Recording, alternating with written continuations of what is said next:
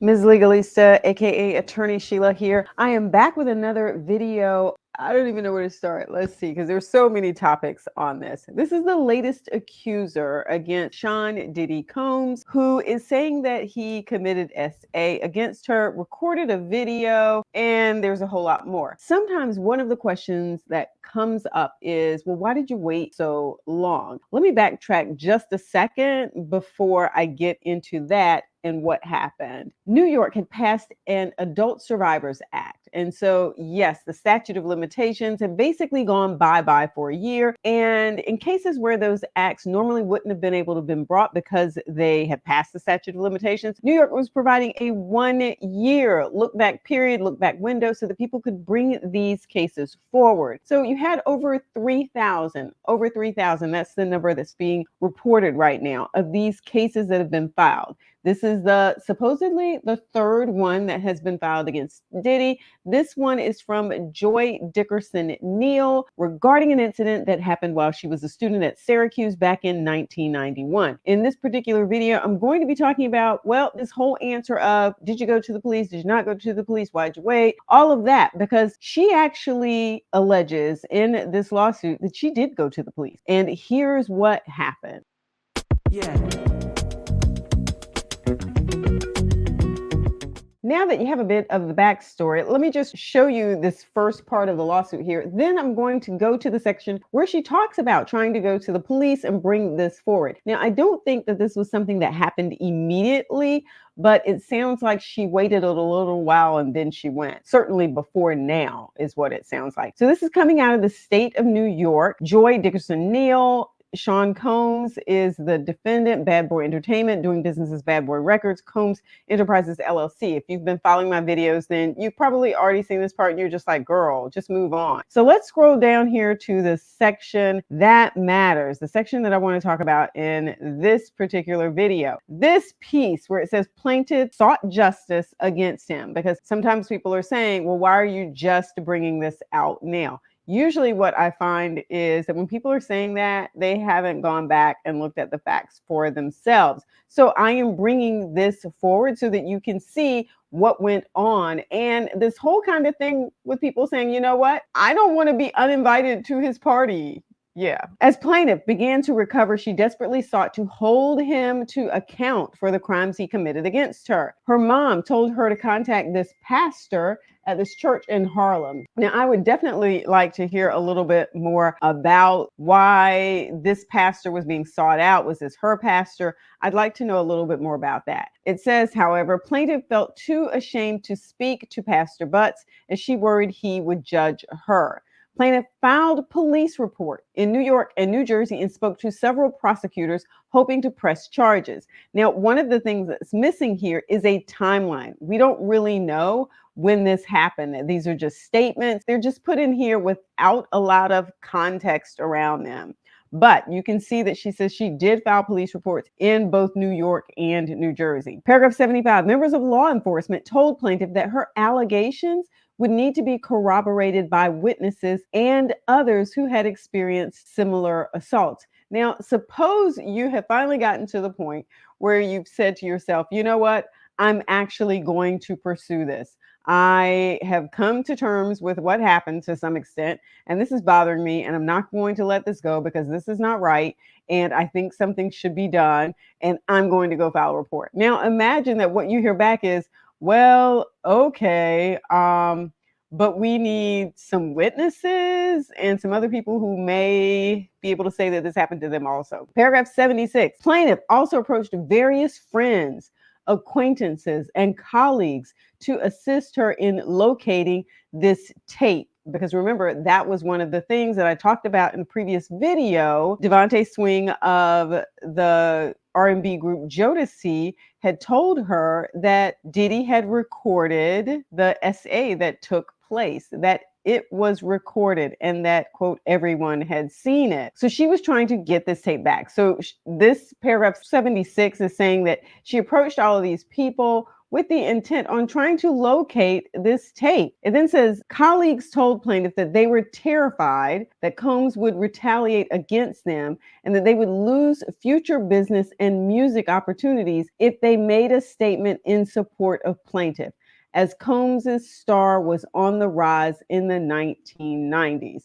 And you know what? I'm going to go to his website. I took a look at it earlier, but I'm going to go to his website in a minute because there is actually a history section there. And I want to take a look at it and talk about this rise because you can see a little bit of this. Combs had experienced great success with the launch of the career of the notorious B.I.G., whose hit single Juicy had charted on Billboard. Some potential witnesses were afraid of Combs' wrath, as he was known to be violent, while others declined because they feared that they would not be invited to his future parties and events. Imagine being told that you can't be supported because, hey, next year I want to be invited to the party. I want to go back to his place. Okay. Yeah. This is the website, and I've never been to this website. This is the first time I've ever seen this. This is his website, and there's quite a bit of information here. You can go through and find out about all of the brands here.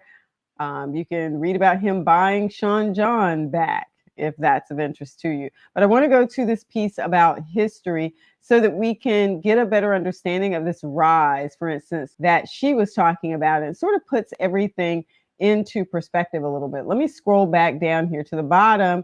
And it was very interesting for me even to take a look at this because I was like, wow, this was a while back. So 1988 to 1990. So this is the history. This is right before she comes on board. Remember, she is saying that she had that this incident occurred in January of 1991 while she was on winter break, while she was a student at Syracuse. Now, prior to that, he had been attending Howard University. That's what this says on his whole history. We're going to go through not the whole thing that brings us up to date, but some of the things, some of the facts, some of the history that goes on that I think may be relevant to her case and helps add a little bit more context, at least around this music environment that she's talking about, because she sort of hits on some of the same things that Cassie was hitting on in her lawsuit. And Cassie was just saying, you know, there were people out there willing to do anything for him, willing to lie for him, willing to create a fake flyer that made it look like she had an event that she had to go to in Miami with him in order to get Cassie away from her then boyfriend.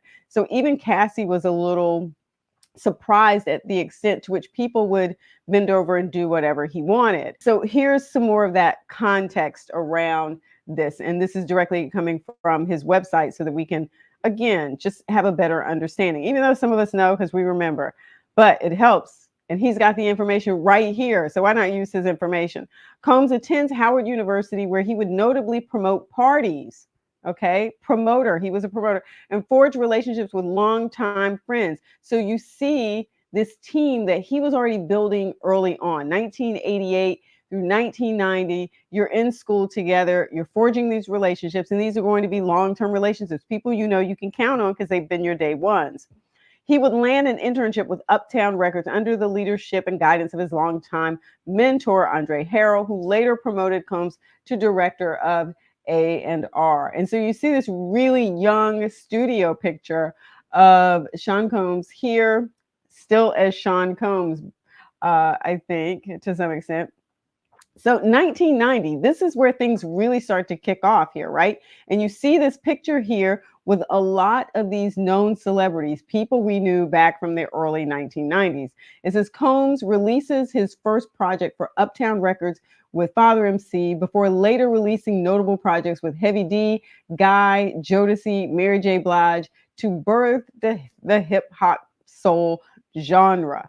And yes, I mean, that picture sort of says, I mean, this says everything right here because you see these people actually in this picture and what's going on. And that adds some context to what she was saying as he was this person who was coming up in the industry now. 1992, Combs became vice president at Uptown Records, where he would unite a talented group of songwriters and producers to form the Hit Men. So this is now after the incident that she's been talking about. And so remember, I said, we don't really know when she went to file her claim against him in New York, in New Jersey. But I can imagine, I don't know, his star is on the rise, and she's wondering if she can do this, and she tries. I don't know. This is, I don't know.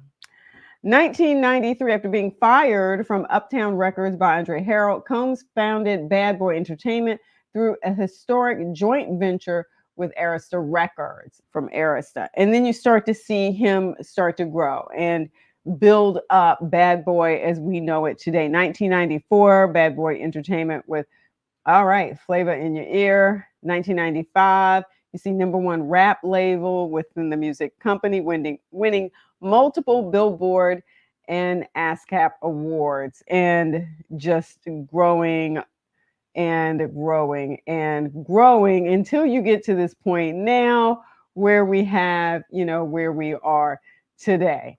So that gives some context and some understanding to what was going on, and helps you sort of understand that she actually did try to file a complaint. She actually said she did file something with New York and New Jersey. So it wasn't that she waited until now. She tried to do something before. At least that's what she is alleging in her lawsuit. So I hope that brings you up to speed in regards to some of these questions with her. Don't forget to give the video a thumbs up if this gives you a little bit more information about what is going on with this lawsuit. Don't forget to subscribe, hit the notification bell. That's so I'm actually getting so tired.